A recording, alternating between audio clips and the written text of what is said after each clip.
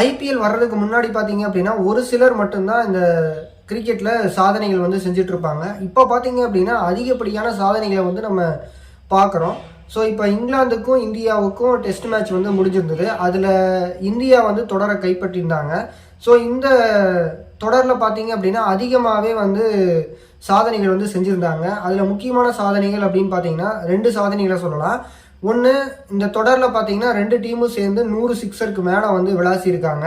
அது மட்டும் இல்லாமல் ஒரு கிரிக்கெட் பிளேயர், அதாவது England cricket player James Anderson என்ன பண்ணியிருக்காரு அப்படின்னு பார்த்தீங்கன்னா 700 விக்கெட் வந்து வீழ்த்தியிருக்காரு.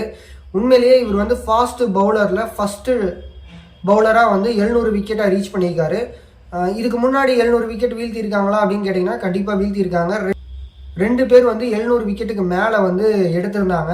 யார் அப்படின்னு கேட்டிங்கன்னா ஃபஸ்ட்டு பிளேஸில் இருக்கிறவர் முத்தையா முரளிதரன். அவர் வந்து 800 விக்கெட்டை வந்து வீழ்த்தி இருந்து இது வரைக்குமே ஃபஸ்ட்டு பிளேஸில் அவர் இருக்கார். ஆனால் அவர் வந்து ஸ்லோ பவுலரு. அதே மாதிரி ஷேன் வார்னே பார்த்தீங்க அப்படின்னா அவர் ஆஸ்திரேலியன் கிரிக்கெட் பிளேயரு. அவர் வந்து ஸ்பின் பவுலர் தான். அவரும் வந்து 708 விக்கெட்டை வீழ்த்தி இருந்து இது வரைக்கும் 2வது பிளேஸில் இருக்கார். இப்போ 700 விக்கெட்டு வீழ்த்திய ஜேம்ஸ் ஆண்டர்சன் என்ன பண்ணியிருக்காரு அப்படின்னா 3rd பிளேஸில் வந்து ஜாயின் பண்ணியிருக்காரு.